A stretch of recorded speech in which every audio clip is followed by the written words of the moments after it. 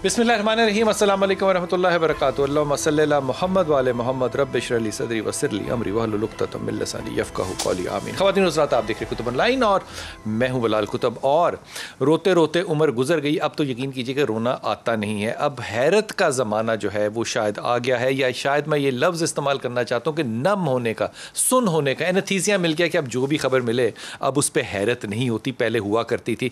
मैं इस बात को कैसे जस्टिफाई करूँ कि मुज़फ़्फ़रगढ़ जैसी एक जगह पे, जहाँ पे कि मैं नहीं कहता कि मैं कुछ भी नहीं कहता, वहाँ पे एक बेटा जो है अपनी माँ को घास काटने वाली जो चीज़ होती है जिसको टोका कहते हैं, टोके के साथ अपनी माँ की गर्दन को तन से जुदा कर देता है। मैं कैसे इस बात को जस्टिफाई करूँगा कि कराची जैसे मलीर के शहर में जब शौहर जो है वो नवाबशाह गया हुआ है और नौकरी करता है, घर में रोटी की कमी नहीं है, 35 साला माँ जो है वो 3 बच्चों को जहर दे के मार देती है। मैं इस बात को कैसे जस्टिफाई करूँ कि मानसेरा जैसे एक शहर के अंदर भाई जो है वो अपनी बहन को उसकी पसंद की शादी पे 6 कत्ल करता है, और इसमें वालिदा मोहतरमा जो है वो साथ देती हैं कि बेटा कर कत्ल, ये कत्ल होने के काबिल है। मैं महंडी बहाउद्दीन की उस बेटी के साथ क्या करूं जिसने अपनी मां के साथ मिलके बाप को इसलिए कत्ल किया कि बेटी का दोस्त उसको घर में मिलने आता था,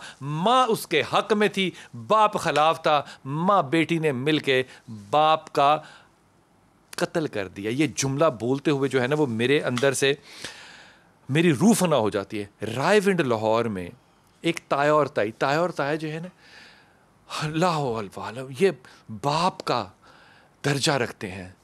ताई ने कहा कि ये बच्चा जो है, ये बच्चा दे दो, 2 साल का बच्चा है, ये मेरे भाई को दे दो, उसकी औलाद नहीं है। उन्होंने कहा हमारा बच्चा हम क्यों दे दे?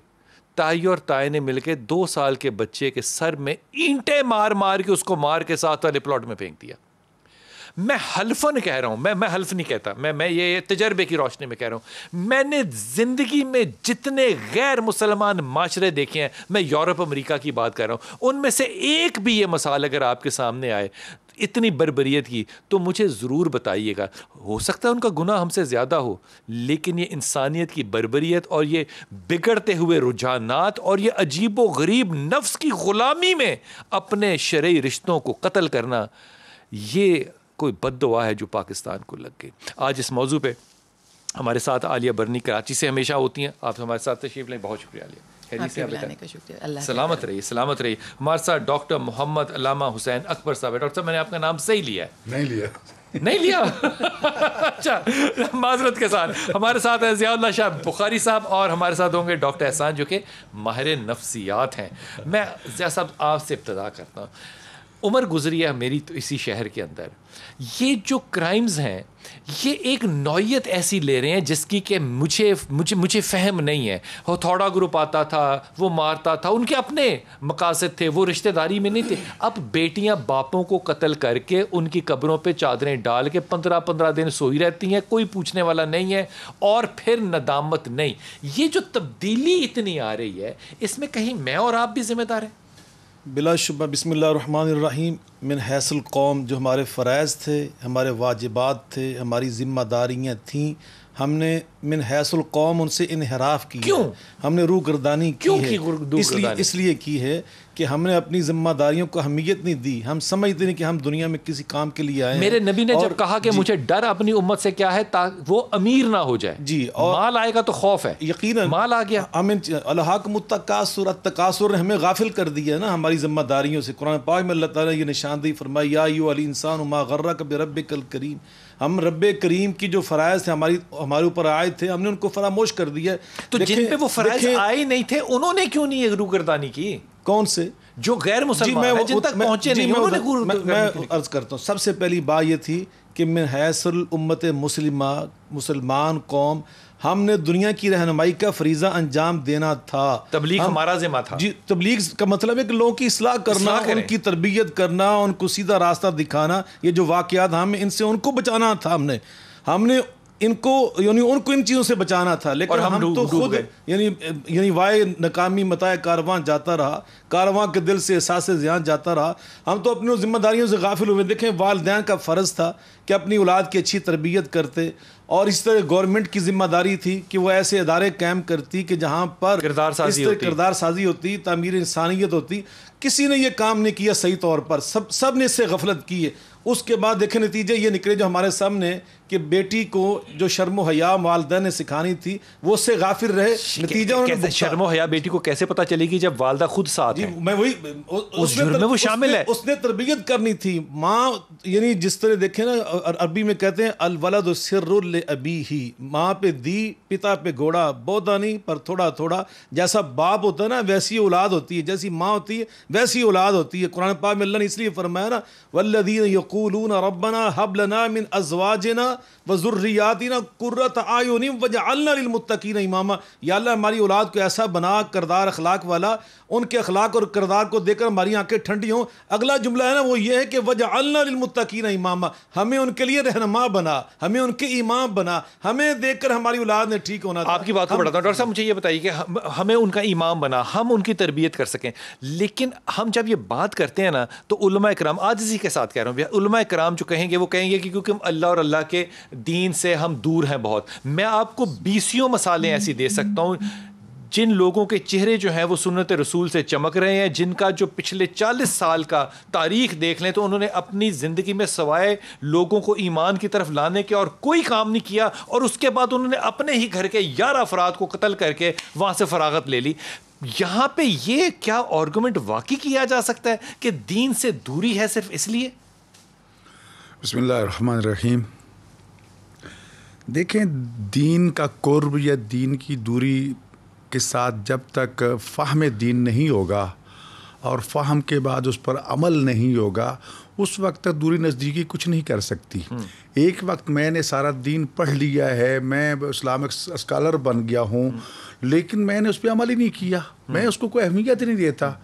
تو بات یہ ہے کہ میرے کردار میں کیسے تبدیلی آئے گی جب میں نے اس کو دل سے تسلیم ہی نہیں کیا، میں صرف ڈگریوں کے چکر میں پڑ گیا ہوں. ڈاکٹر صاحب اگر میں یہ آرگومنٹ کروں تو جن لوگوں نے دل سے قبول اللہ کی توحید کو بھی نہیں کیا وہ بھی اتنے ظالم نہیں نکلے. میں اس کو دیکھو، بات یہ ہے کہ کچھ چیزیں انسانیت کے تقاضے ہیں، کچھ چیزیں انسان سیکھ کے اور وہ چیزیں بھگت کے ان مسائل سے نکل کے ساری سی خرابیاں عبور کر کے پھر اچھائی کی طرف آیا ہے.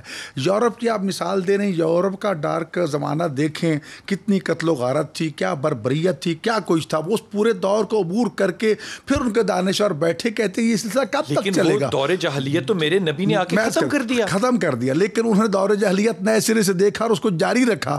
اب یہ ہے کہ وہ اس دور سے وہ نکل آئے ہیں، اب اس قید و قیود کو نکل دیا کہ پہلے وہاں پر قید تھی کہ آپ نے خیر کی بات کہیں سے نہیں لینی، صرف اپنے بائبل تک اور فلاں تک اور فلاں تک رہنا ہے. لیکن جب تعلیمات کا زمانہ اوپن ہوا، آزادی ہوئی کہ چیزیں لو، تو اچھی چیز اسلام کا یہ پہلے دن کا الکلیہ قید ہے کہ اچھی چیز کافر سے بھی مل لے لو، وہ مومن کو مشتہ میراث ہے. تو انہوں نے چیزیں لی، انہوں نے لی کہ ہم نے جو لی تھی وہ بھی اپنے ہاتھوں چھوڑ دی. نتیجہ یہ ہے کہ میں اس کرتا ہوں حضرت قرآن کریم نے واضح قرآن کریم نے واضح طور پر کہہ دیا لما تقولون ما لا تفعلون، جو تم کرتے نہیں کہتے کیوں. یہ تو قرآن کا آ گیا. تو جب یہ کہا گیا کہ عالم کسے کہتے ہیں، امام محمد باقر نے فرمایا عالم وہ ہے جو علم پر عمل کرے. میں دانشور بان جاؤں، میں ٹھیکیدار دین کا بان جاؤں لیکن عمل نہ کروں تو کوئی فائدہ نہیں ہے. میں ایمانداری سے جاننا چاہتا ہوں عالیہ، خدا کی قسم مجھے کوئی سمجھا دے یہ بات کہ جب آپ کے ادارے میں مثال کے طور پہ لوگ آتے ہیں، آپ کہتے ہیں جناب آئیے بسم اللہ کھانا کھائیے، ہمارے پاس بستر لیجئے، ہمارے پنکھے استعمال کیجئے، بجلی استعمال کیجئے، ہمارے غسل خانے استعمال کیجئے، غسل یہاں پہ کیجئے، کپڑے ہم آپ کو دیتے ہیں، عزت اور تحفظ ہم آپ کو دیتے ہیں، تو آپ کے خیال میں وہ سارے معصوم ہوتے ہیں؟ نہیں، ایسا نہیں ہے بلال بھائی. دیکھیں ہمارے دروازے سب کے لیے کھلے ہیں، اور جو آتا ہے خاص طور پہ عورت اور بچے کے لیے تو ایک لمحے کے لیے بھی ہم اس کو روڈ پر نہیں چھوڑ سکتے، ہم فوراً اس کو اپنے پاس رکھتے ہیں. اور جو سب سے اہم بات ہے وہ یہ ہے کہ ہم عدالت نہیں ہے نا، ہمارا تو کام ہے انہیں پناہ دینا، انہیں انیشلی سپورٹ کرنا، انہیں نارمل کرنا جو جیسا بھی ہو. لیکن مجرم کو ہم اپنے پاس رکھ بھی نہیں سکتے. جب یہ چیز سمجھ میں آنے لگتی ہے، ظاہر ہے جو آتا ہے ہمارے پاس قانونی چارہ جو ساری ہوتی ہے، لیگل ایڈ ہم دیتے ہیں انہیں، اور لیگل ایڈ میں چیزیں کلیئر ہوتی ہیں. دو چیزیں کلیئر ہوتی ہیں، ایک جب قانونی طور پر ان کو ہم لے کر جاتے ہیں عدالتوں میں تو چیزیں کلیئر ہوتی ہیں، پھر جو عدالت کا فیصلہ ہوتا ہے وہ آخری فیصلہ ہوتا ہے. دوسری چیز، جیسے ہی میرے پاس کوئی آتا ہے بلال بھائی انسان کی فطرت نا چھپ نہیں سکتی, وہ جیسے ہی رہنا شروع کرتا ہے اس کا چلنا اٹھنا بولنا بالکل نہیں بدل سکتی. وہ مجھ پر بہت جلدی عیاں ہو جاتی ہے. شاید آ کے پہلی میٹنگ میں جو شیلٹر میں داخل ہوتا ہے مجھے تھوڑی دیر کو دھوکہ دے سکے, لیکن جب وہ کہتے ہیں نا کہ وہ جب کسی کے ساتھ آپ رہتے ہیں بستے ہیں تو آپ کو اس کی ایک ایک چیز سمجھ آ جاتی ہے, تو مجھے اندازہ ہو جاتا ہے کہ اس کی زندگی میں سچ جھوٹ کتنا ہے, اس کے کردار میں کتنی چیزیں آگے پیچھے ہیں, اور پھر وہ میرا ایک سوچ میری بنتی ہے کہ یہ انسان کتنا مظلوم ہے, کتنا ظالم ہے. کیسے ممکن ہے کہ ایک ماں اپنے بچوں کو قتل کرنے کے بعد بھی معصوم ہو اور اس کے بعد عدالت بھی اس کو چھوڑ دے, اور 3 بچوں کو, لاہور کی میں عسکری 11 کی بات کر رہا ہوں, 3 بچوں کو قتل کرنے کے بعد گاڑی نکال کے ماڈل ٹاؤن جا کے اپنے وہ دوست سے کہتی ہے کہ دیکھو تمہارے اور میرے راستے کے سارے جو روڑے تھے وہ میں نے ختم کر دیے. اور اس وقت گھر میں جب وہ 3 بچوں کو مار رہی تھی شاہ صاحب, اس وقت اس نے گھر کے اندر اونچی آواز میں تلاوت لگائی ہوئی تھی تاکہ بچوں کی چیخوں کی آواز باہر نہ جائے. میں کیسے یہ بات سوچ لوں کہ جب آپ کہتی ہیں کہ ہم نے ہر کسی کو پناہ دینی ہے, میں سمجھتا ہوں کہ عورت کی توقیر بہت ہے, لیکن اس ظلم کو میں آج کے معاشرے میں عالیہ کیسے جسٹیفائی کروں؟ بلال بھائی اگر آپ نے عورت کو, ایک اچھی عورت کو عزت نہیں دی تو میں عورت کی یہ ٹرانسفارمیشن دیکھ رہی ہوں, بہت بری طرح دیکھ رہی ہوں, اور بہت جلد. اور یاد رکھیے گا یہ اللہ کہتا ہے کہ جس چیز کی تم قدر نہیں کرو گے وہ چیز تم سے چھین لی جائے گی. جب آپ نے ان عورتوں کی, کیونکہ میں اس عورت کو بھی جانتی ہوں جس نے اپنی بچی کو 1.5-2 سال کی بچی کو قتل اس لیے کیا تھا کہ اس نے ایک گینگ وار کے بندے سے شادی کر لی تھی محبت میں, اور بعد میں پہلے وہ اس کو استعمال کرنا چاہتا, جب بچی تک بات آئی تو اس نے بہت بچنے کی کوشش کی, وہ ماں کے گھر گئی, باپ کے گھر گئی, ہر جگہ. وہ گینگ وار کا بندہ تھا, طاقتور تھا, ہر جگہ سے کھینچ کے لے جاتا تھا. جب اس نے قتل کیا اپنی بچی کو, وہ سزا کاٹ کر میرے پاس شیلٹر میں آئی تھی تو روتے ہوئے کہا میں کسی کی گناہ گار نہیں ہوں, اگر گناہ گار ہوں تو اپنے رب کی یا اپنی اس معصوم بچی کی. وہ دنیا میں ہر جگہ گئی, اگر وہ نہیں جا سکی تو کہنے لگی میں اپنی اس بیٹی کی اس چھوٹی سی قبر پر نہیں جا سکی جس کو میں نے اپنے ہاتھ سے ختم کیا. تو عورت یا ماں 2 طرح کی ہے.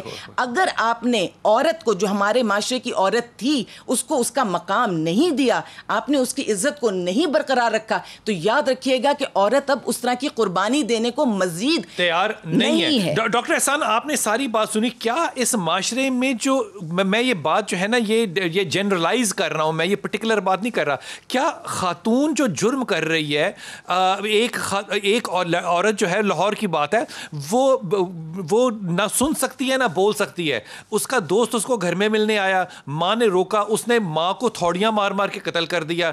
20 سال کی وہ تقریباً عورت ہے اور آج کل بھاگی ہوئی ہے. 35 سال کی عورت جو ہے وہ 3 بچے قتل کر دیتی ہے, 30 سال کی عورت جو ہے وہ 3 بچے قتل کر دی, تلاوت لگاتے ہیں. کیا یہ سارے معاملات جو ہیں وہ صرف اس لیے ہیں کہ یہ معاشرہ عورت کو توقیر اور عزت دینے میں ناکام رہا ہے؟ ڈاکٹر صاحب نہیں, میں عرض کرتا ہوں میرے نزدیک جو ہے نا یہ ملٹی فیکٹوریل اپروچ ہے. کیا چیز ہے ڈاکٹر صاحب, پھر بتائیے گا تھوڑا سا.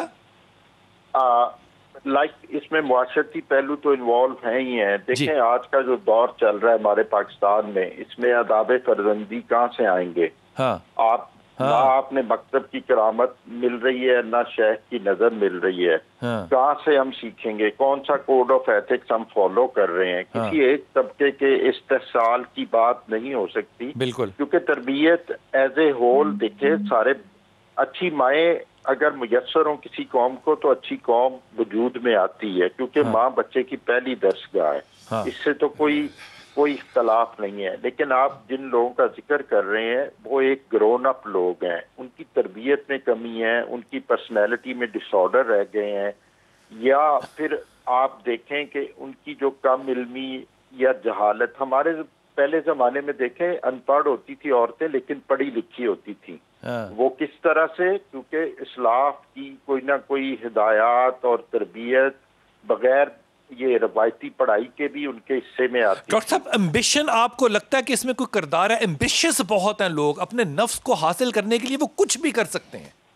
جی میں عرض کروں کہ جو نفس ہے نا, نفس ایمبیشن جس کو آپ کہہ رہے ہیں, یہ وشز جو بندے کی ہوا دیتی ہیں. آج کل دیکھیں میڈیا کا دور ہے, آج کے دور میں ہمارے بچے کیا کرتے ہیں, 24 گھنٹے فون پکڑتے ہیں. وہ ہوا دیتا ہے ان کی نفسانی خواہشات کو, کیونکہ اس پہ ایک لسٹ کی دنیا کھلی ہوئی ہے, ایک لالچ کی دنیا کھلی ہوئی ہے. ان کے جو تشنہ خواب ہیں وہ ان کی صورت وہاں دیکھتے ہیں تو فرسٹریشن جنم لیتی ہے. پھر بہت سی ڈرگز ایسی ہیں, اب ہمارے پاس جو پیشنٹ آتے ہیں وہ کہتے ہیں کہ جی شہروں میں تو جو تھی سو تھی, جو آج کل گاؤں میں ڈھیر لگے ہوئے ہیں کیونکہ وہاں چیک اینڈ بیلنس نہیں ہے, اور جتنی ڈرگز یوز ہوتی ہیں وہ ڈس انہیبیٹڈ رویے کو جنم دیتی ہیں, نفس کو کھلا چھوڑ دیتی ہیں, اور ان نفسانی خواہشات کے آگے پھر اگر کوئی دیوار آتی ہے تو بندہ اپنی خود غرضی میں, کیونکہ اس پہ عقل اور اس کی جو اخلاقی پابندی وہ کمزور ہو چکی ہوتی ہے, تو وہ میں ڈاکٹر صاحب واپس آتا ہوں اور آپ سے اس بات کو اپنے مہمانوں کے ساتھ کنٹینیو کروں گا. اگر میں یہ بات مان لوں, میں صرف آرگومنٹ کے طور پہ کہہ رہا ہوں کہ اگر میں یہ بات مان لوں کہ نشہ کرنے کی وجہ سے سارے جرائم ہو رہے ہیں فلاں, تو جہاں پہ پوپی اگتی ہے یہ سب سے زیادہ جرائم افغانستان میں ہونے چاہیے, وہاں کیوں نہیں ہو رہے؟ یہ نیپال میں ہونے چاہیے, وہاں کیوں نہیں ہو رہے؟ جہاں پہ ہیروئن جو ہے وہ کچھ سٹیٹس میں امریکہ کے لیگل ہے کہ آپ یہ ڈرگ لے سکتے ہیں, وہاں کیوں نہیں ہو رہے؟ یہ ساری کی ساری جو خصوصیات ہیں, میں برکت کا لفظ استعمال کرنے لگ گیا تھا, یہ ساری خصوصیات جو ہے وہ ایک مسلمان ریاست کے اندر اور وہ بھی پاکستان میں کیوں دیکھ رہے ہیں ہم پچھلے 20 سال میں؟ یہ شدت ہمیں کسی نے تو سکھائی ہے.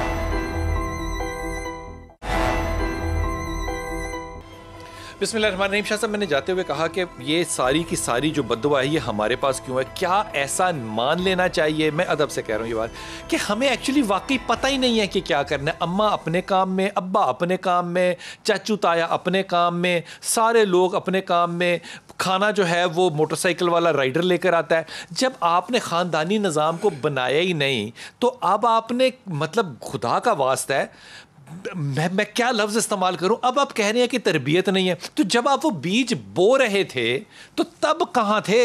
یہ بہت خوبصورت آپ نے بات کی ہے. بلا شبہ میں نے پہلے ہی اپنی گفتگو میں یہی عرض کیا ہے کہ ہر ایک نے اپنی بنیادی ذمہ داریوں کو پہچانا ہی نہیں, اس کو ادا کیا. وہ اس لیے نہیں کیا, میں یہ سمجھتا ہوں کہ اس وقت پورا اس وقت زور لگ رہا ہے کہ مسلمان معاشروں کے اندر اگر کوئی خیر موجود تھی بنیادی طور پر وہ خاندانی سسٹم کی بقا کی تھی, وہ اس کے استحکام کو انتشار میں تبدیل کرنا چاہتے ہیں, پورا اس پہ زور لگ رہا ہے. اور ہم سچی ابھی جو آپ بات کر رہے تھے ڈاکٹر صاحب کہ ہمارے نوجوانوں کے پاس, ہمارے بچوں کے پاس موبائل فون کی شکل میں وہ ایک پوری دنیا کھلی ہے. جی, موبائل فون میں استعمال کرتا ہوں, میں روک ہی نہیں سکتا کسی کو. جی, آپ کو شرم نہیں آئے گی کہ آپ کا فون جو ہے وہ مسجد میں نماز کے دوران بج رہا ہو اور اس پہ گانے بج رہے ہوں اور دشمن ممالک کو بھی گانے چل رہے ہیں اور آپ کو حیا ہی نہ آئے؟ اس میں اب خاندان تو چھوڑ دیں, آپ کو تو اللہ سے حیا نہیں آ رہی. بہت خوبصورت آپ نے بات کی. میں نے اسی لیے قرآن پاک کی ایک آیت مبارکہ تلاوت کی تھی کہ یا ایھا الانسان ما غرک بربک الکریم, تو کیسا انسان ہے کہ رب کریم سے تو بیگانہ ہے, تو اپنے اللہ کی بھی پرواہ نہیں رہی.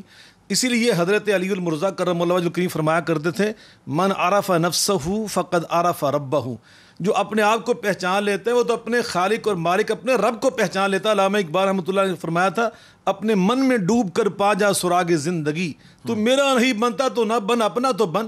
ہم نے تو سچی بات یہ معرفت کی باتیں چھوڑ دی. آپ نے بڑی خوبصورت بات کی, جب ہم شادیاں کرتے ہیں نا, نبی صلی اللہ علیہ وسلم کیا فرمایا, لا تنکح المرأة الا لاربع, بیوی وہ تلاش کرو جس کے اندر 4 خوبیاں ہوں. آخری خوبی آپ نے یہ بیان کی فاظفر بذات الدین, جب بھی بیوی تلاش کرو وہ حیا والی, دین والی. دین کا مطلب ہوتا ہے پورا جو اسلام کا نظام زندگی ہے وہ صرف ذکر اذکار کا نام نہیں ہے. انٹرنیٹ میں میں نے ایمان کیسے چیک کرنا ہے, اس کی کوئی ایپ ہے جو کہ میں نے ڈاؤن لوڈ کرنی ہے اور مجھے پتا چلے کہ ایمان والی ہے. یہی مرض کرنے لگا ہوں. دین کا مطلب صرف نمازیں نہیں ہے, دین کا مطلب صرف یہ نہیں ہے کہ آپ کے چہرے پہ داڑھی ہے. دین کا مطلب ہوتا ہے آپ کے اندر وہ جو ایک انسانی ہمدردی ہے, دوسروں کے ساتھ اچھا برتاؤ ہے, آپ کا اچھا اخلاق ہے, یہ سارا دین کے اندر شامل ہے. تو آپ نے فرمایا وہ ماں اگر تلاش کر دیتے نا, وہ ڈاکٹر صاحب نے بڑی پیاری بات کی, ہماری مائیں جو تھی نا, یہ اتنا 22 کروڑ کا جو معاشرہ ہے نا, ڈاکٹر محمد حسن اکبر صاحب, یہ میری بہن بیٹھی, آپ بیٹھے, پیچھے آپ کی ماں کی تربیت اللہ کے فضل و کرم سے. وہ مائیں ایم اے پاس نہیں تھی, وہ ایم فل نہیں تھی, وہ ڈاکٹریٹ نہیں تھی ان کے پاس. ان کے پاس کیا تھا؟ امام حسن بصری فرماتے ہیں العلم علمان، علم فی القلب و علم اللسان. علم کی دو شاخیں ہوتی ہیں. ایک علم ہوتا ہے جو ڈگریاں ہوتی ہیں، زبان سے نکل رہا ہے، لوگ سن رہے ہیں. ایک علم وہ ہے جس کا تعلق دل کے ساتھ ہے. ڈگری نہیں ہوتی بعض اوقات. انما یخشی اللہ من عبادہ العلماء. وہ بیچارے جٹ بوڑھ قسم کے لوگ ہوتے ہیں لیکن ان کے اندر اللہ کی معرفت ہے، اللہ کی پہچان ہے، اقدار کا خیال ہے، اسلامی جو اصول زندگی ہے وہ ان کو اچھی طرح یاد ہے. سچ بولنا ہے، دوسروں کو دکھ نہیں دینا، اپنی اولاد کی تربیت کرنی. آپ نے جملہ بولا مائیں وقت نکالتی تھی اپنی اولاد کی تربیت کے لیے، ماں کے ذمہ داریاں ہوتی تھی، وہ سمجھتی تھی میں نے اپنی اولاد کی تربیت کرنی. میں نے اب یہ سارا کا سارا فریضہ جو ہے وہ غیر مسلمانوں کے پاس چلا گیا، مسلمان اس فریضے سے ختم ہو گئے. میں یہاں ایک اور بات کہوں گا. اس وقت اگر آپ دنیا کے کسی معاشرے پہ غور کر لیں، کوئی فرشتوں کا معاشرہ نہیں ہے. معاف کرنا، وہ معاشرے بعض اوقات ہمیں یہاں دور کے ڈھول سوانے، ہمیں یہاں سے پتا ہم نے وہاں جا کے دیکھا ہے ہم سے زیادہ عیب وہاں پہ موجود ہے، ہم سے زیادہ جرائم وہاں پہ موجود ہے. لیکن ہم نے کیا کرنا ہے، میں عرض کر رہا ہوں، ہم رہنما تھے. کنتم خیر امت اخرجت للناس. ہم تو ساری انسانیت کے رہنما بن کر آئے.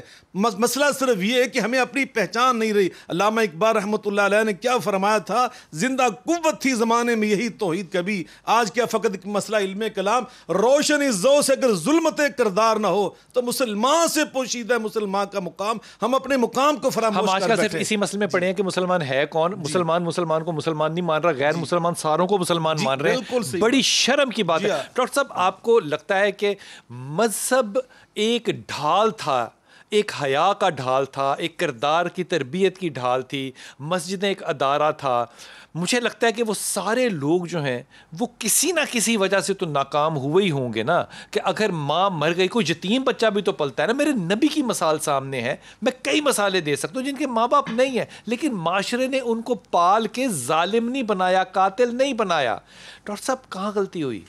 دیکھیں ڈاکٹر صاحب، بات یہ ہے کہ جہاں تک ہم مغربی معاشرے کی بات کرتے ہیں، بخاری صاحب نے وجہ فرمایا، لیکن سوال اس وقت یہ ہے کہ اگر میں یہ الزام اس معاشرے پر دوں کہ وہ اسلامی معاشرے کو خراب کرنے کے لیے تمام تر طاقتیں استعمال کر رہا ہے، وسائل استعمال کر رہا ہے، کیا کر رہا ہوں؟ تو مجھے یہ تو پتہ چل گیا میرا دشمن کون ہے. جی اس دشمن سے اپنی نسل کو بچانا تو اب میری ذمہ داری ہے نا. جی ٹھیک ہے، وہ معاشرہ بہت برباد ہو چکا ہے، وہ فیملی ویلیوز پہ کانفرنسیں کر رہے ہیں، کروڑوں اربوں روپے خرچ کر رہے ہیں کہ ان چیزوں کو واپس لایا جائے. افسوس خدا کا شکر تھا کہ ہمارے یہاں وہ کچھ فیملی ویلیوز موجود تھیں، لیکن ہم نے وہی دیکھی دور کے ڈھول سہانے اس کو اپنانا شروع کر دیا. اب اس وقت معاملہ وہی آ گیا ہے کہ جنہوں نے پہرا دینا تھا، جو پہرے دار تھے، وہی چور بن گئے. اب جس ماں نے بیٹی کو سمجھانا تھا وہی چور وہ اس کے ساتھ مل گئی ہے، جس باپ نے سمجھانا تو اس کو قتل کر دیا گیا.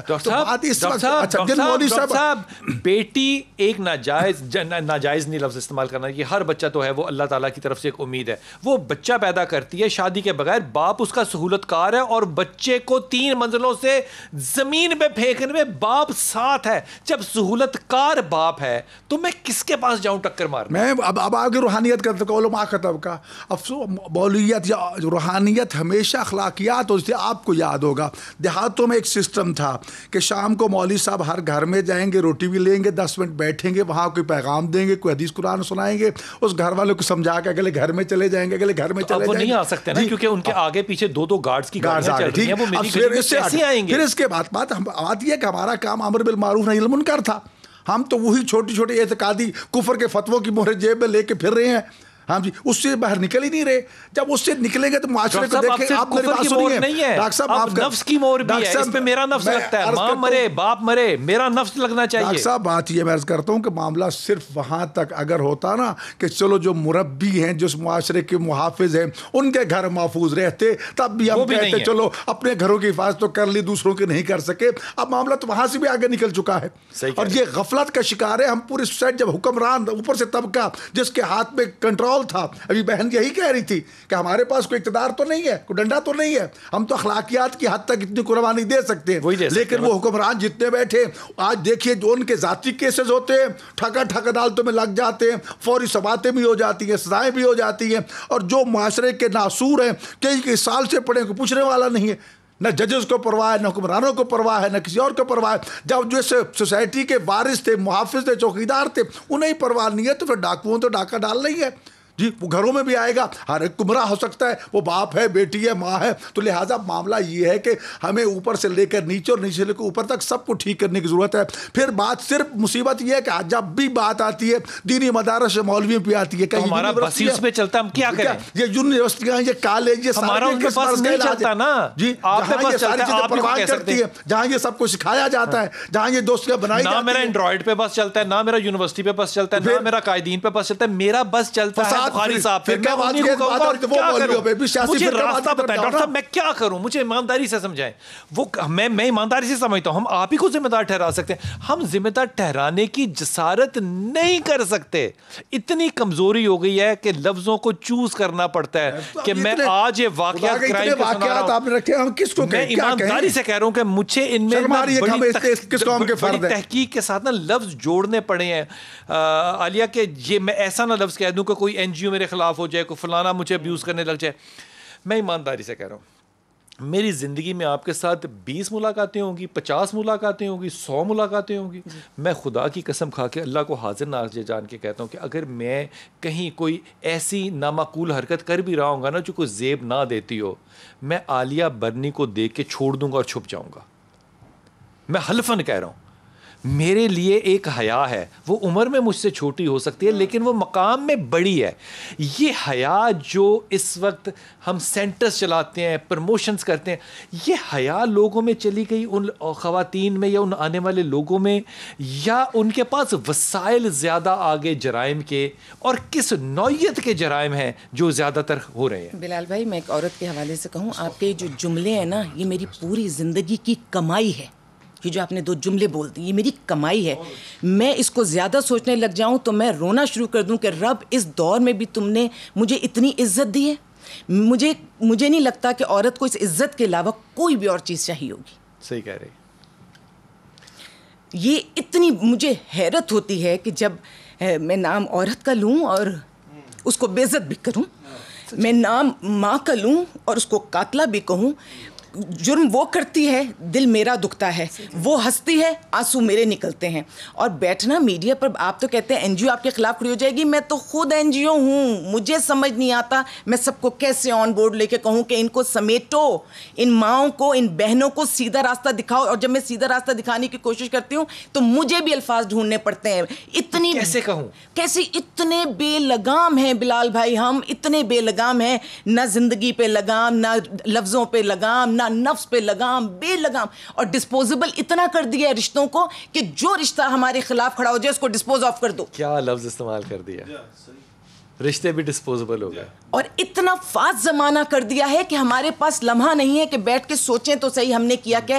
ہم پہلے ناول پڑھا کرتے تھے تو وہ ایک ہفتے میں ناول ختم ہوتا تھا, اتنا موٹا کئی پیجز کا ہوا کرتا تھا وہ, اور ہم سکون سے پڑھتے تھے اور اس کا مزہ لیتے تھے کہ کیا سوچ مصنف دینا چاہ رہا ہے.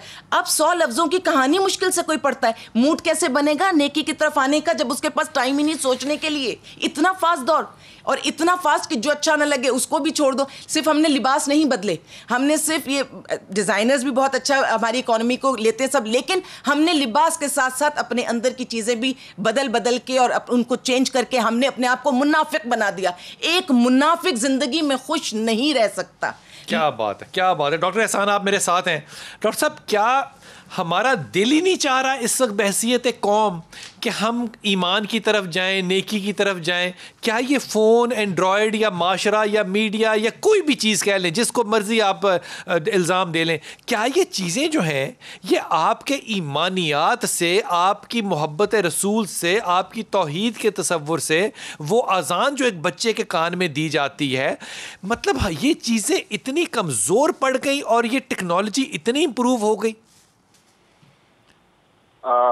انفارچونیٹلی ایسا ہی ہے, کیونکہ وہ جو دین اور وہ جو بیسکس کی آپ بات کر رہے ہیں نا, وہ جب تک شعوری طور پہ انسان میں نمو نہ پائے, جب تک شعوری طور پہ انسان سمجھ کے دین کو اپنا نہ لے, اس وقت تک اس کی بنیادیں کمزور رہتی ہیں. اور یہ ڈپینڈ کرتا ہے کہ آپ کے کتنے گھنٹے کس کمپنی میں گزرتے ہیں. آپ کے کتنے گھنٹے کس کمپنی میں گزرتے ہیں؟ جی, اگر وہ اینڈرائڈ پہ اور فیس بک پہ گزرتے ہیں تو وہ کمپنی ہوگی, اور وہ وہ آپ کو پتہ ہی ہے وہ انسینسرڈ ہے اور وہ شاید کسی ایجنڈے کے تحت. ڈاکٹر صاحب اگر میں یہ بات کہوں تو آپ اس سے متفق ہوں گے کہ میں عمر کے حصے سے میں سمجھتا ہوں کہ پاکستان کے اندر اس وقت جو بچہ ہے وہ بچپنا گزارتا ہی نہیں ہے, یا وہ انفینٹ ہوتا ہے یا وہ جوان ہو جاتا ہے ایک دم. بالکل صحیح کہہ رہے ہیں آپ, کیونکہ اس میں وہ شعوری جو گروتھ ہے وہ آتی نہیں ہے, اس کو صحیح غلط کی پہچان ہوتی ہی نہیں ہے. جیسے ہی وہ بڑا ہوتا ہے وہ ایک ہجوم میں گر جاتا ہے اور اس کو خود پتہ نہیں ہوتا, نہ بتایا گیا ہوتا ہے نہ سکھایا گیا ہوتا ہے کہ what is wrong what is right, اور میرا بنتا کیا ہے, میرے پرائز کیا ہیں, میرے پاس آبلیگیشنز کیا ہیں. اور پھر یہ ساری ملٹی فیکٹوریل اپروچ ہے جو یہ سارے جرائم کی طرف بھی لے کے جاتی ہے, اخلاقی استحصال کی طرف بھی لے کے جاتی ہے. اس میں معاشی پہلو بھی ہیں, ہماری محرومیاں بھی ہیں, ہماری جہالت, لیک آف ایجوکیشن بھی ہے, کیونکہ انسٹیٹیوٹ ایسا کوئی نہیں ہے. میں وقفے پہ جاؤں گا, واپس آؤں گا اور اپنے تمام مہمانوں سے ایک ہی بات کہوں گا کہ کیا کہیں ایسا تو نہیں ہے کہ پہلے ہم حرام کو حرام سمجھتے تھے, ہم حلال کو حلال سمجھتے تھے. میں زندگی میں بالکل پارسا نہیں ہوں, میں نے سینکڑوں گناہ کیا ہوں گے اور میں اس کی توبہ مانگتا ہوں, لیکن گناہ کو گناہ سمجھتے تھے, برائی کو برائی سمجھتے تھے. کیا آج میں ایمانداری سے یہ کہہ سکتا ہوں کہ میں کسی شراب پینے والے کو روک سکتا ہوں کہ یہ نہ کرو؟ میں نہیں روک سکتا. میں اس گرے ہوئے درجے پر اس وقت میں اپنی بات کہہ رہا ہوں, اس گرے ہوئے درجے پہ ہوں کہ میں تب تک کسی سے بحث نہیں کروں گا جب تک وہ شراب پینے والا یہ نہ کہے کہ شاہ صاحب میں تو زمزم پی رہا ہوں, پھر میں انٹرفیئر کروں گا. اگر یہ اتنی کمزوری آ گئی ہے اور وہ برائی اتنی طاقتور ہو گئی ہے تو اس کے پیچھے کوئی سہولت کار بھی تو ہوگا نا.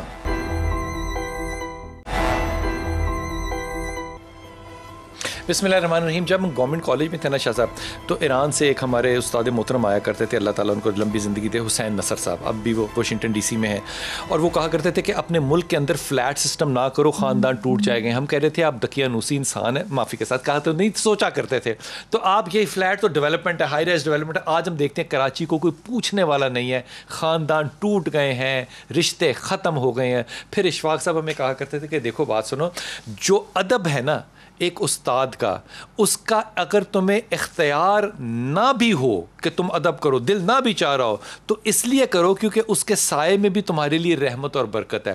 ہم نے اشفاق صاحب کی بھی کبھی نہیں مانی, لیکن میں اس بات کو تسلیم نہیں کر سکتا کہ آج کے دور میں اچھی مائیں اور اچھے باپ نہیں ہیں. وہ یقیناً ہے, میں حلفاً کہہ رہا ہوں, میری بیٹی ہو 16 سال کی اور اس کو کراچی جانا ہو, میں خدا کی قسم کہتا ہوں کہ میں فون کروں گا عالیہ کو, میں کہوں گا وہ تمہارے پاس رہے گی, مجھے اطمینان ہوگا. ڈاکٹر صاحب ہم نے اچھے لوگوں کو پروموٹ کرنا کیا بند نہیں کر دیا؟ بہت خوبصورت بات کی. یقیناً دیکھیں نبی پاک علیہ الصلوۃ والسلام کا اسوہ مبارکہ یہی ہے کہ اچھے لوگوں کی تشجیع کرنا, ان کی حوصلہ افزائی کرنا, ان کو اجاگر کرنا, ان کی حوصلہ افزائی کرنے سے مزید ان کے اندر جذبہ بڑھتا ہے. آقا علیہ الصلوۃ والسلام فرماتے ہیں من لا یشکر الناس لا یشکر اللہ. جو اچھے انسانوں سے فیض پا کر, کوئی اچھائی پا کر, بلائی حاصل کر کے ان کا شکریہ ادا نہیں کرتا, تو فرمایا وہ اللہ کا بھی نہ شکر ہے, اور جو اللہ کا نہ شکر ہے, اللہ کا اصول ہے اس کے بارے میں قرآن پاک میں, وَإِذْ تَعَذَّنَ رَبُّكُمْ لَئِن شَكَرْتُمْ لَأَزِيدَنَّكُمْ وَلَئِن كَفَرْتُمْ إِنَّ عَذَابِي لَشَدِيدٌ. اللہ فرماتے ہیں جو میرے شکر گزار بندہ بنتا ہے میں اپنی نعمتیں اس پر اور اس میں اضافہ کر دیتا ہوں. اگر وہ ناشکری کا راستہ اختیار کرتا ہے پھر میری پکڑ, میری سزا اس کے لیے بڑی سخت ہوتی ہے یقین. اور دوسری بات جو بھی آپ ارشاد فرما رہے تھے کہ ہم نے اپنے خاندان کے اندر, جو استاذ کی بات آپ کر رہے ہیں, حیدر مرزا کرم اللہ وجہہ الکریم کیا فرمایا کرتے تھے, من علمنی حرفا صرت له عبدا. جو میرے ایک حرف کا استاد بن جاتا ہے میں اس کا غلام بن جاتا ہوں. اتنی یعنی اس کی عزت کرنی چاہیے معاشرے کے اندر. کون ہستی فرما رہی ہے, یعنی دنیا کو پیغام دیا جا رہا ہے کہ یہ سبق پڑھو. تیسری بات یہ ہے کہ ہمارا جو خاندانی سسٹم تھا نا, اس میں ہم نے دیکھیے جو ہماری بعض اوقات دادی نانی ہوتی ہے نا, دادا نانا ہوتا ہے, پھوپھی کوئی بیوہ بعض اوقات ایسی ہو جاتی ہے, وہ جو بزرگ خواتین ہوتی ہیں ہم ان کو بوجھ سمجھنا شروع ہو گئے ہیں. حالانکہ نبی صلی اللہ علیہ وسلم فرماتے ہیں انما تنصرون وترزقون بضعفائکم. یہ جو تمہارے گھر میں کمزور قسم کے لوگ ہوتے ہیں نا, تمہیں جو اللہ رزق دے رہا ہے یہ تمہاری کاریگری سے, تمہارے علم اور کمال سے نہیں دے رہا, یہ ان کی برکت سے. اور ان کی برکت پتہ کیا ہوتی ہے, بعض اوقات واللہ ہمارے گھر میں بہت ساری جو نحوستیں, نجاستیں, شرور آج داخل ہو چکے ہیں نا, وہ پہلے داخل نہیں ہوتے تھے, جو فلیٹ سسٹم آپ بات کر رہے ہیں, کہ وہ ہمارے گھروں میں وہ لوگ بیٹھے ہوتے تھے, ان کی برکتیں ہوتی تھی, ان کی نگرانی ہوتی تھی, ان کی دعائیں ہوتی تھی. یہاں پہ نانا کا کردار ہے, دادا کا کردار ہے, نانی کا, دادی کا کردار ہے, لیکن حضور اقدس معافی کے ساتھ تنزن کہہ رہا ہوں, آپ ہی لوگوں نے تو ہمیں سکھایا کہ نہیں, بیوی کے حقوق یہ ہیں, ماں باپ اگر الگ بوڑھے ہوں تو وہ مرے تو مریں, آپ اپنی بیوی کے حقوق پورے کریں, آپ کے اوپر یہ لازم ہے. یہ ممبر کہہ رہا ہے, یہ ممبر سکھا رہا ہے, یہ اپنے کلپس بھیج کے انہوں نے اس بات کو ہمیں سکھایا کہ حضور اقدس یہ ضروری ہے کام کرنے والا. آپ کے ممبر نے ماں کی توقیر مجھے کب بتائی, مجھے بہن کی توقیر کب بتائی؟ وہ تو آپ جیسے وہ بزرگ جن کو کہ میں کیا کہوں, ہم شکار بناتے ہیں اپنے طنز کا, تیروں کا, ان لوگوں نے کہا ہے ہمیں, ہم تو نہیں سنتے ان کو, ہم تو ان کو نشتر مارتے ہیں. ممبر کا کردار کیا ہمارے خاندانی نظام کو بنانے میں کامیاب ہوا ڈاکٹر صاحب؟ میں 2-3 باتیں عرض کرنا چاہتا ہوں. سب سے پہلے تو رسول اکرم صلی اللہ علیہ وآلہ وسلم مسجد نبوی میں تشریف فرما ہیں اور گھر والوں کی حقوق کی بات کر رہے ہیں, اور یہ ارشاد فرما رہے ہیں کہ تمہارا اپنے گھر والوں, اہل و عیال کے پاس 1 ساعت بیٹھنا, ساعت کا ترجمہ گھڑی کر لیں, گھنٹہ کر لیں, میری اس مسجد نبوی میں اعتکاف بیٹھنے سے افضل ہے. جس اعتکاف کو ہم بہت بڑی عبادت سمجھتے ہیں, اور اعتکاف بھی کہاں؟ مسجد نبوی کے اندر, اس سے وہ افضل ہے کہ وہ وقت تم اپنے اہل عیال کو دو. اللہ کتنا وقت یہ کہہ کون رہا ہے؟ رسول خاتم صلی اللہ علیہ وآلہ وسلم. جب میرے نبی وضو کرتے ہیں, نماز پڑھتے ہیں, ہاتھ باندھتے ہیں, امامہ باندھتے ہیں, میں اس کو سنت رسول سمجھ کے مانتا ہوں, لیکن اس کو سنت رسول سمجھ کے یہ کیوں نہیں مانتا؟ اور ادھر کیا رہا جو آپ نے بات کہی, ٹیلی فون والا جی پیزا بھیج دیجئے, فلاں چیز بھیج دیے, نہ ماں کو پتا نہ باپ کو پتا, رات آدھی رات کو اولاد پیزے منگوا رہی ہے, فلاں چیزیں منگوا رہی ہے. بات تو وہی ہے, جب ایک دسترخوان پہ بیٹھا ہی نہیں ہے تو بات کہاں ہوگی؟ نہیں, وہ تو کہتے ہیں کہ گھر میں کھانا پکانا ہی نہیں چاہیے نا, پکانا نہیں چاہیے, وہ تو یہی کہتے ہیں. تو رسول نے کہا کہ بازار جو ہے وہ شیطان کا گھر ہے. دیکھیں نا, اب ائمہ اہل بیت علیہم الصلوۃ والسلام گھر میں کھانا پکاتے, جناب زہرا سلام اللہ چکی چلاتی تھیں, آٹا خود گوندتی تھیں, یہ کیا پیغام تھا؟ یہ رسول کی بیٹی کا آپ ذکر کر رہے ہیں, وہی عرض کر رہا ہوں رسول کی بیٹی کا ذکر کر رہے ہیں. ایک بات, دوسری بات آگے معاملہ کہ آپ یہ کہہ رہے ہیں کہ ماں باپ کے حقوق معاملات, اب بات وہی آ رہی ہے کہ حقوق تب ان تک پہنچے کہ ہم حقوق پہنچائیں تو تب. اب معاشرے کی بات کریں, مولوی صاحبان, میں نے پہلے بھی عرض کیا ہے کہ مولوی صاحبان کو تو آپ کوئی اہمیت نہیں دیتا, آپ کون ہے کون ہے, اور اس لیے نہیں دیتا, لیکن اس کا ہرگز یہ مطلب نہیں ہے کہ ہم ہتھیار پھینک دیں, اس کا ہرگز مطلب نہیں ہے کہ ہم مقابلے میں آ سکتے ہیں.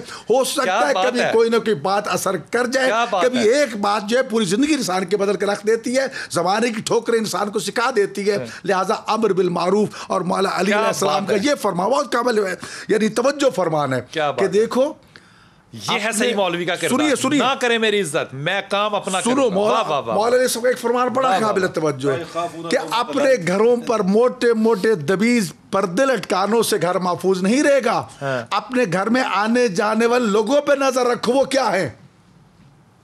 یا میرے مولا, وہ لوگ کون ہیں تمہارے گھر کو برباد کر کے چلے جاتے ہیں؟ اب وہ لوگوں کا آنا جانا اس طرح تو ممکن نہیں. یہ موبائل پہ 24 گھنٹے آپ کے پاس, آپ کے گھر میں لوگ داخل ہو رہے ہیں, جا رہے ہیں, اور ہم سمجھتے ہیں کہ ہماری اولاد بڑی محفوظ ہے, تالے کے اندر ہے, کمرے کے اندر بیٹھی ہے, جی ہمیں کوئی فکر نہیں. دیکھیے کمرے کے اندر کیا ہو رہا ہے, کیوں کہتے ہیں کہ دیکھو اگر وہ چھپ کے کوئی چیز دیکھ لی تو آگے بڑھو, جب میں خود اس میں مصروف نہ ہوں تب دیکھوں. تو بات یہ, جب وہ چوکیدار غافل ہو جائے, تو اس لیے میرے بھائیو بات یہ کہ ہمیں قطعاً اس چیز کو ترک نہیں کرنا چاہیے. کوئی گالیاں دے, کوئی کچھ کرے, ہمیں اپنا کام کرنا ہے. الحمدللہ میں نے دیکھا ہے, میں تجربہ کر کے دیکھا کتنے ایسے خاندان سدھر گئے خدائی قسم, جو تمام حدیں عبور کر چکے تھے, تمام حدود عبور کر چکے ہیں. آپ کو اپنا تجربہ بتاؤں, اللہ تعالیٰ میری ساس کو زندگی صحت, آج کل بیمار ہیں, جمعے کو وہ نہاتی ہیں, میں ان کو غسل دیتی ہوں جمعے کو, تو جمعے کی نماز سے پہلے میں ان کو نہلاتی ہوں, پہلے وہ نماز کے لیے بیٹھتی ہیں, پھر میں غسل کر کے میں نماز پڑھتی ہوں.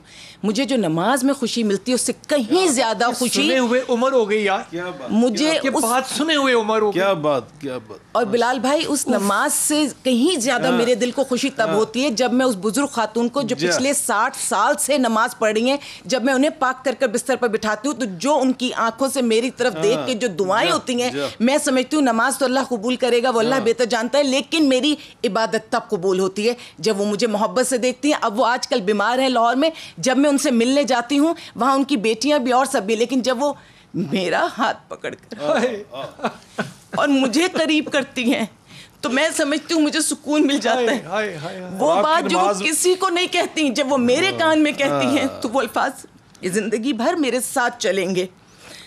مجھے تو زندگی کا حاصل یہی لگتا ہے. آج آپ کی نماز فرمان ہے لیست العبادۃ کثرۃ الصلاۃ والصیام بل افضل العبادۃ التفکر فی امور المسلمین. زیادہ نمازیں روزے پڑھ لینا ہی عبادت نہیں ہے, اس سے کہیں افضل عبادت ایسے دکھی انسانوں کے بارے میں سوچنا, ان کی خبر گیری کرنا, ان کی تیمارداری کرنا.